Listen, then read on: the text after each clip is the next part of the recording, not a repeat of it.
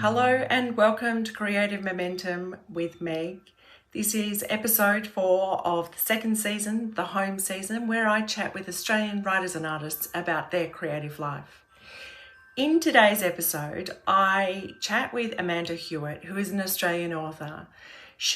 Her debut novel came out earlier this year in February. It's a romance novel, and it's an over 40s romance novel where her protagonist comes in with the messiness and baggage of life. Our conversation floats around things like why she's a pantser and not a plotter, and how she juggles her writing life with her job and 3 kids and that busy home life, and how novels become the story that they need to become, even though they may start out as something else. I hope you enjoy this episode, and I'll see you on the other side. And welcome to Creative Momentum with Meg podcast, Amanda. Amanda Hewitt, would you like to just introduce yourself and let us know what your creative identity is? Sure. Hi, Meg. I'm Amanda Hewitt. I am an Australian author, and my book, The Last Resort, which I'll hold up, has come out and has been released. It was released in February this year. So that's my little creative outlet in book form. Excellent, excellent. So lovely to see it and hold it in your hands. Yeah. Can you tell me a little bit about what your creative routine is? Yeah, I I don't really have a routine. It's more like wishful thinking. So I have a system where I get up early, I exercise, and then I tend to write between 5 and 7 in the morning, which is just the time where my household is quietest before my kids get up. It's usually just me and the dog. It doesn't happen every morning, but I try and carve out that little section of time for myself so that I can think clearly and quietly and go from there. And then after school or after work, those sections of time are much less structured. They are whenever I can snatch them. Sometimes it's while I'm cooking dinner. The kids are often occupied at that time of the day. So I'll just bring the laptop over to the kitchen and work there. Sometimes it's when they go to bed and I can get a half an hour at that point in time, and it's just wherever I can find it after school. So And you're juggling that around working as well? yeah, so I work 3 days a week. It used to be 4, but now it's 3. I just find that between the household and the writing, and which has sort of become its own job since I've published, that there's just not enough time in the day, really. But yeah, I'm definitely juggling a few things at the moment. But I think most people are in this industry. Mm. Think you'd have to be pretty successful to not be. Yeah, yeah, yeah. Tell us a little bit about what your process is for your writing. So when I write, so at the start, so I'm a pantser, I'm not a plotter. There are no walls of post-it notes hidden anywhere here. So I will start with like an overarching idea. Like I do know where the story is usually headed, but those finer details just aren't there until I start writing. And sometimes the character's there, but sometimes they also develop as I write. So, but I actually write in this really structured manner. Given that I've just told you that I'm a huge pantser, in that I write in chronological order, and so I start at the beginning, chapter 1, or the prologue, or whatever, and then I work through that chapter by chapter, and I only use one document. So I don't have drafts of things all over the place. I think by the end of the process, you often do end up with like, a couple of chapters here, a couple of chapters there when you're submitting to publishers and stuff. But I don't have this is version 1 and then this is version, 740. It just all works in one document, and I tend to work on a chapter until it's done, and then I move on to the next one. Um, some books come out differently than others too. I don't know if that works for everyone, but I've had one that came out fully in 13 weeks, and then others that have taken, months and months and months. And you think, God, should I even be writing this story? So are you rippling back through as you write? So do you start a session by reading over what you've done the previous day or Yeah.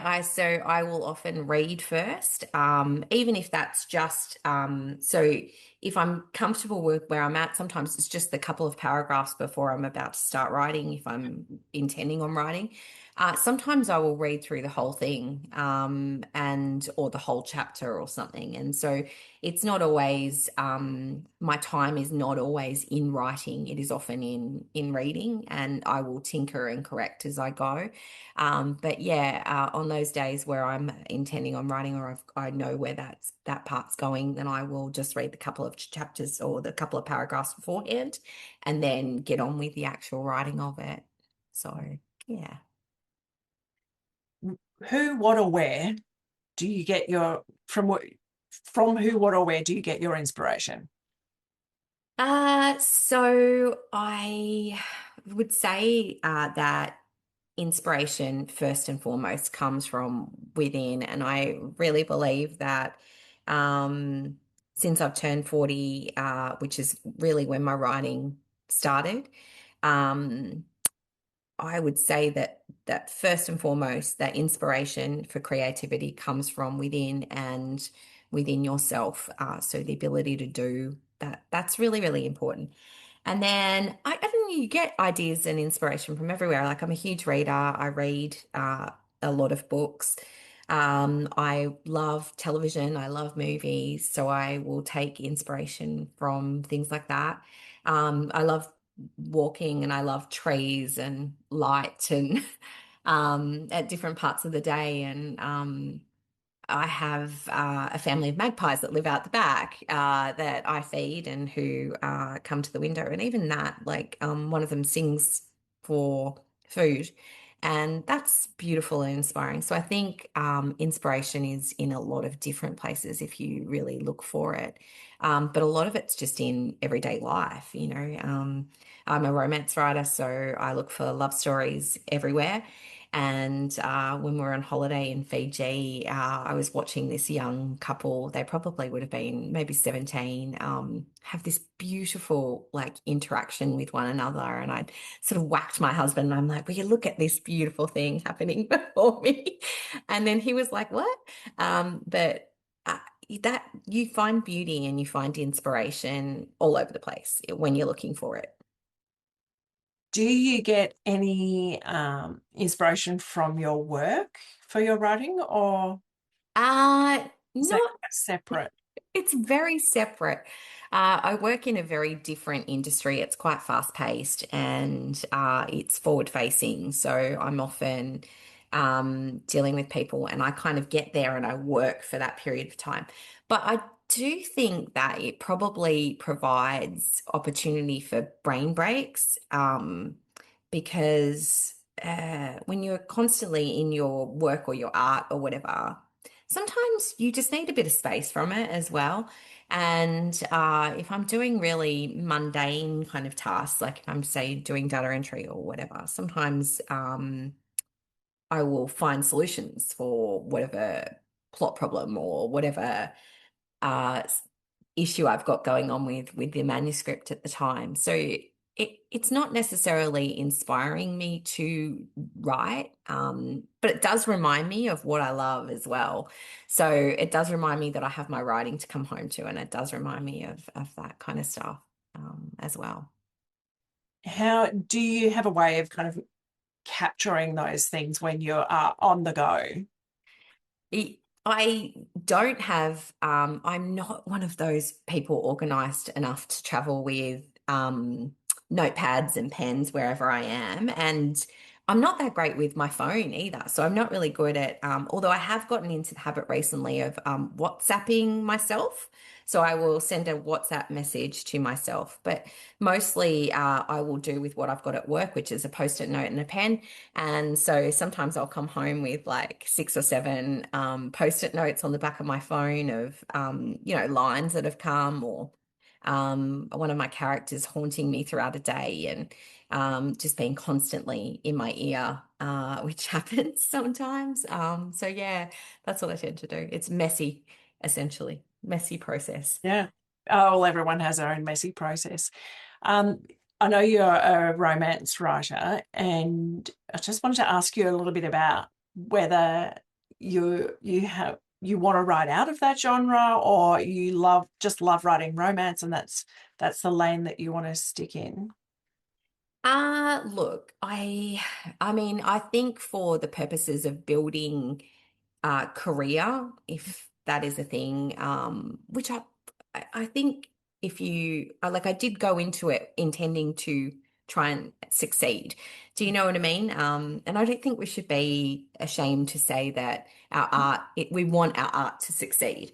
Oh, And so I think for the idea of, creative success, I think I do probably need to stick within the genre. And I love the genre, and it's not where I've always read, but I am drawn to love stories, and I do love it. So although I do sometimes flirt with the idea of working out of the genre, and I think I could. I haven't done that yet. But yeah. sometimes the muse just throws you an idea and you're like, oh, should I write that spy drama instead? And weirdly, The Last Resort started as I thought it was going to be a spy drama to start off with, and it wasn't ever. But yeah, sometimes you're like, should I actually write that Yeah. thing that I want to do outside of my genre? So I don't know. I hope that one day I do something different because I just like the idea of exploring it. Because all art is an exploration of ideas, and sometimes they come to you and you're like, gosh, maybe I should explore that. So yeah, we'll say stay Yeah, well, tuned, Meg. how many stories do you have on the go at any one time? Do you just focus on one, or do you have multiple? No, I tend to have quite a few. I wrote two last year and started a third. One that came out quite quickly, and the other one that was a laborious chore that I didn't think was ever going to end. But then sometimes they're just at different stages as well. Like I've got the one that came out quite quickly is quite polished and looks quite like it's in shape. Whereas the one that came out 200 words at a time, sometimes I'm like, oh, I need to go back to that one and think about that.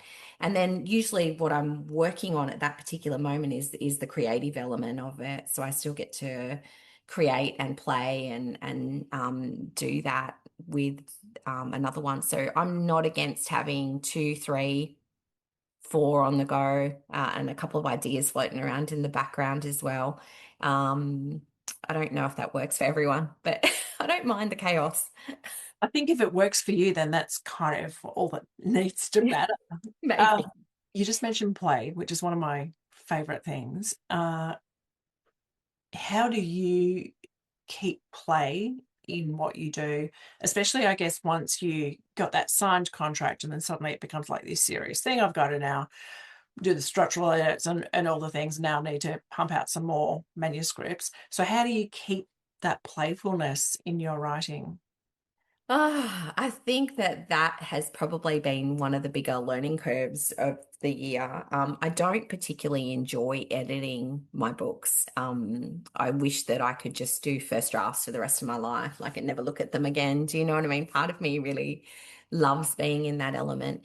I guess that I write love stories. And I've also been married for 20 years and been in the same relationship for that entire time. And I have three boys, and my life is quite I don't want to be mean to my husband, but it's quite unromantic. And so I do find it really, really easy to slip into that area where I am creating and playing.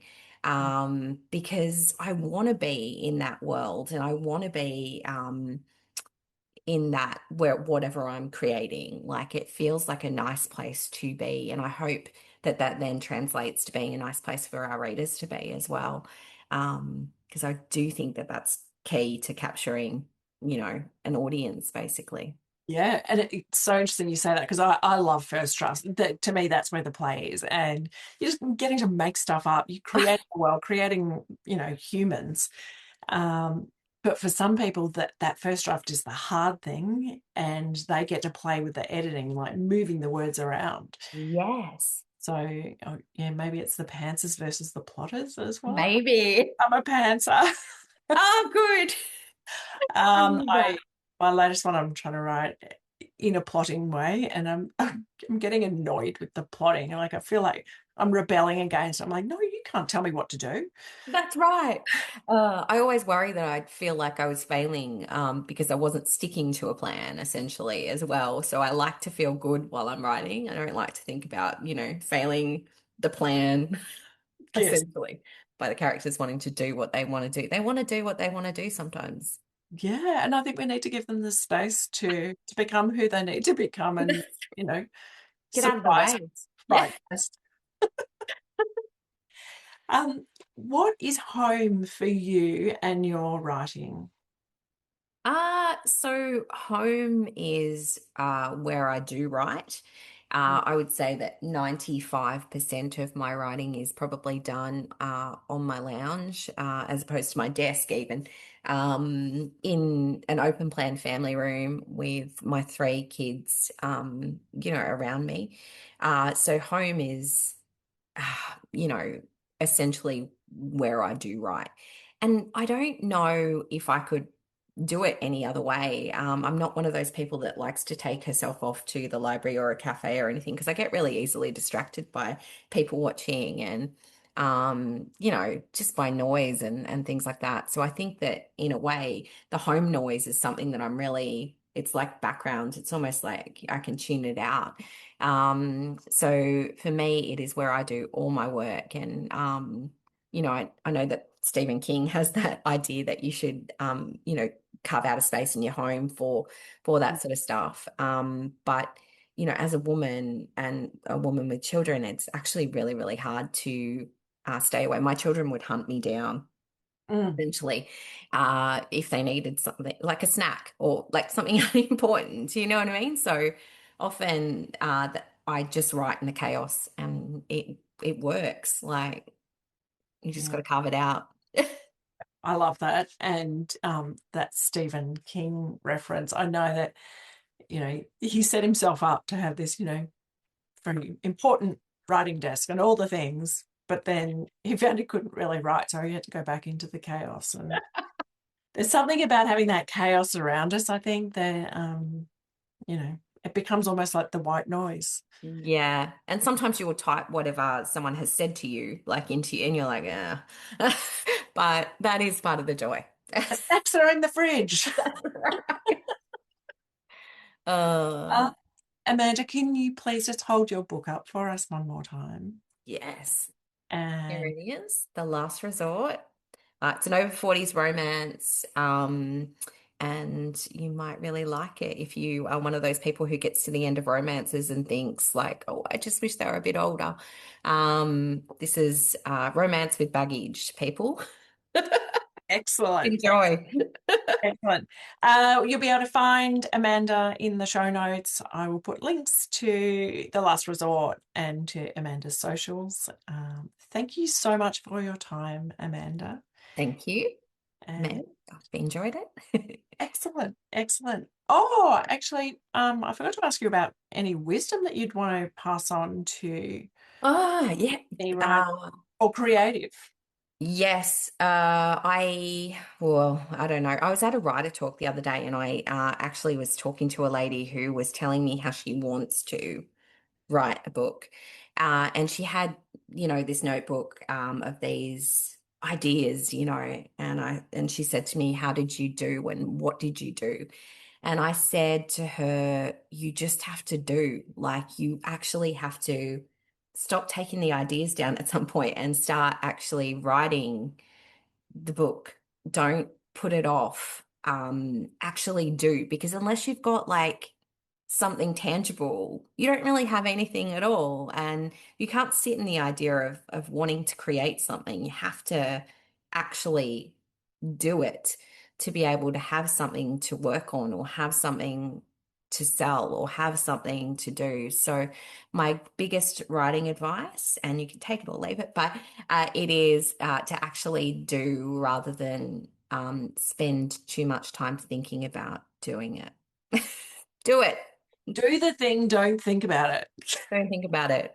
Yeah, yeah. And it's this common thread that is coming through from pretty much every interview I've done. Ah, You have to that's sit down and interesting. do the work. You do, yeah. Yeah, because You that's, just gotta, we can talk about these things a lot. yes, everyone wants to be everyone usually has some idea of something that they want to do, but the difference is people who do it as opposed to people who don't, I think, at the end of the day. Mm. Excellent. Thank you so much for your time, Amanda. And Meg, thank you. I look forward to your next book coming out, whenever that is. Thank you so much. Me too. Thank you for listening to that conversation. I really hope you enjoyed that. And thank you to Amanda for her honesty about that messiness and that joyful reality of writing about around that full life that she has. Of course, if you are keen to find out and connect with Amanda, all the details are in the show notes. The novel is called The Last Resort, and I know it's available in Australia. I'm not sure about out of Australia, but as I said, the links and everything will be in the show notes, so you may be able to find her that way. Maybe if you were wondering how to kind of get going with writing a book, I'm sure that there were probably some, little nuggets in there that will help you along your way. And I think one of the beautiful pearls of wisdom that she shared was about, it's all very well to have those ideas, like we all have them, but the difference between getting it done and getting it out there is actually sitting down and doing the work. And I know that if you are a regular listener to this podcast, you will have heard this over and over again, and I can't stress that enough. We actually have to make the time to do the work. So sit down and get it from idea into a creation state. I loved a kind of segue into play. Anyone who has spent any time with me knows how much I love talking about play, and it was so nice to hear her talk about play as well. So if you did enjoy this episode, a rating and a review on Apple Pods helps this little pod reach more people, and that means a lot to me. There is, of course, a little one-off tip jar, which is a lovely way for you to support the show if you're not after another subscription. Of course, everything I do on this is voluntary. I don't pay anyone to come on the show, and I don't get paid by anyone to come on the show. So this is really just a podcast of love, really. My love to you, my love for creativity. Thanks, as always, to the beautiful Yvonne Morton for the music that is on this podcast. You can find her on Bandcamp and Instagram. And if you are an Australian creative who would love to be a part of this conversation, there is a expression of interest link on the podcast show notes. So please do go to that and click on that and send me your expression of interest.